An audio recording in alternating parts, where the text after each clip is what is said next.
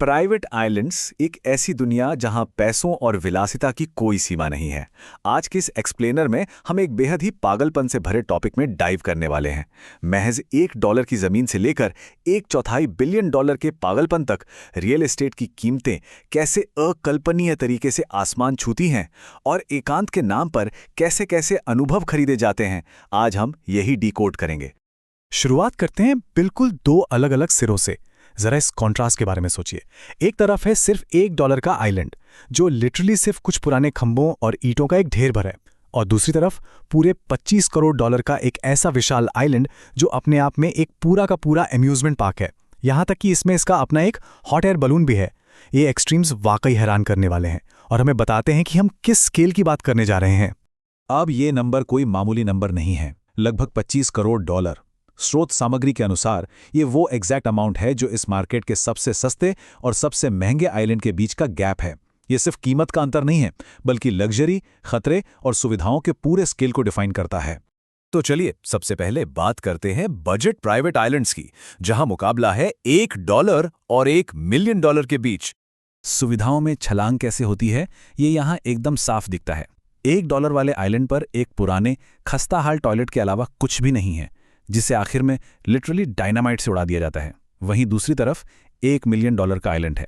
यहाँ पानी के अंदर पौधों का एक ऐसा शानदार नेटवर्क है जो जमीन होने का इल्यूजन देता है, और पानी के ठीक ऊपर बेहद खूबसूरत लग्जरी कबाना लटके हुए हैं। क्या गजब का अपग्रेड है।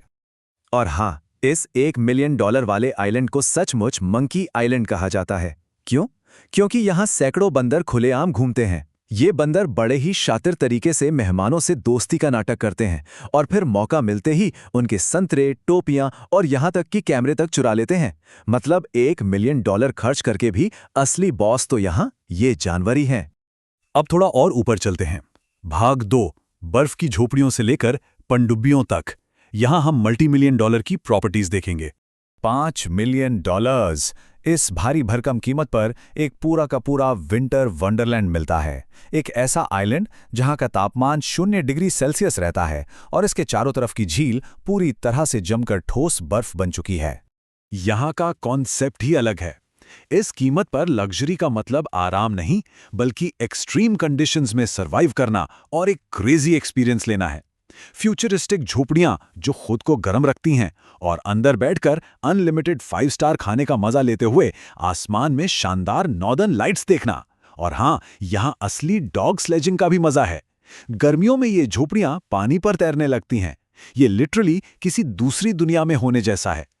लेकिन इन आइलैंड्स तक पहुंचें कैसे, ये सिलसिला भी बड़ा दिलचस्प है। $1 वाले आइलैंड के लिए कुछ खास नहीं चाहिए था। $5 मिलियन वाले जमे हुए आइलैंड तक पहुंचने के लिए स्नो मोबाइल को बहुत बेसिक मान लिया गया, तो वहां होवरक्राफ्ट्स की जरूरत पड़ गई। और इसके बाद जो कीमत आती है, वहां तो ट्रांसपोर्टेशन का लेवल ही अलग दुनिया में पहुंच जाता है। $16 मिलियन। इस प्राइस पॉइंट पर हम एक छोटे लेकिन सुविधाओं से खचाखच भरे लग्जरी आइलैंड पर पहुंचते हैं।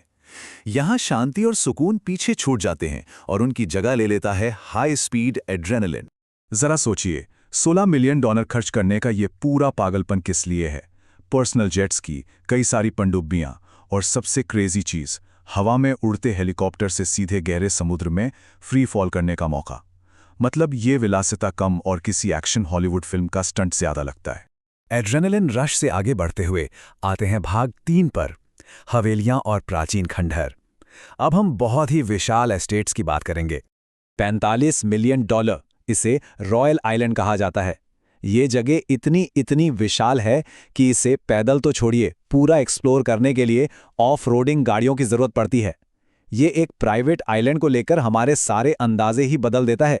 प्राइवेट शेफ वाली विशाल हवेली, हॉट टब और लग्जरी बीच साइड कबाना तो यहाँ हैं ही, लेकिन सबसे बड़ा सरप्राइज कुछ और है। संपत्ति के ठीक पीछे एक सफारी जैसी ट्रिप पर जाने पर एक सदी पुराने लावारिस गांव के खंडहर मिलते हैं। वहां 1,000 पाउंड के भारी भरकम पत्थर के स्लैब रखे हुए हैं। ये इससे सिर्फ एक रियल एस्टेट नहीं, बल्कि एक ऐतिहासिक एडवेंचर बना देता है। अब एंटर करते हैं 9 फिगर रियल एस्टेट में। भाग 4, इको लग्जरी एनिमल सैंक्चुरी, जहां पर्यावरण और बेशुमार दौलत एक साथ मिलते हैं। पूरे $150 मिलियन। रिचर्ड ब्रांसन ने इस प्रॉपर्टी को बनाने में 4 दशक लगा दिए हैं। ये पूरी तरह से सोलर और विंड एनर्जी पर चलती है, और अगर कोई इसे पूरा खरीद नहीं सकता तो इसे $140,000, जी हां, $140,000 प्रति दिन के पागलपन भरे किराए पर लिया जा सकता है।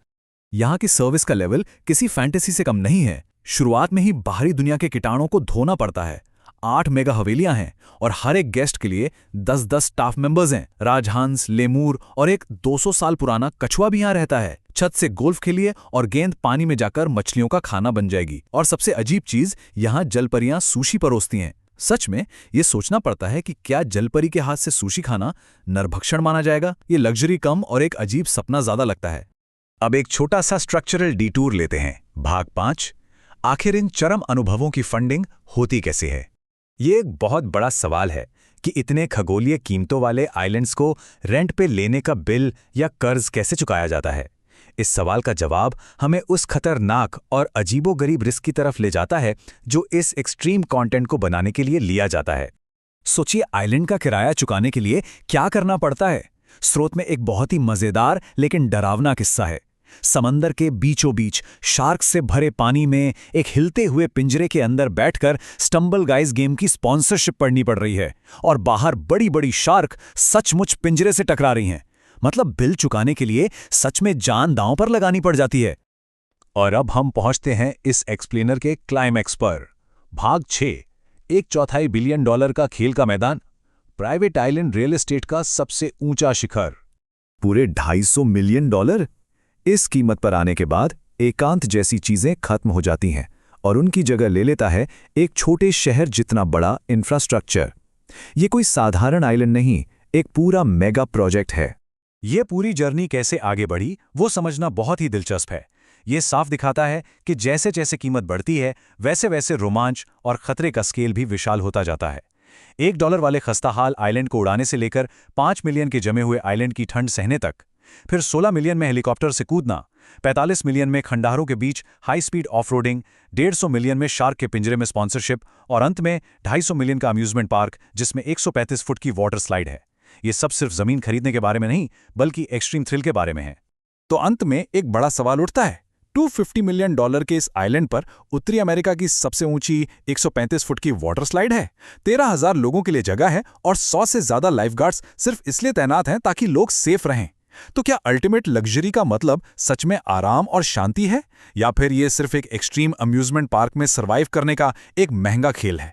ये एक ऐसा सवाल है जो सच में ये सोचने पर मजबूर कर देता है कि जब इंसानों के पास बेहिसाब पैसा हो तो वो क्या कुछ नहीं कर सकते।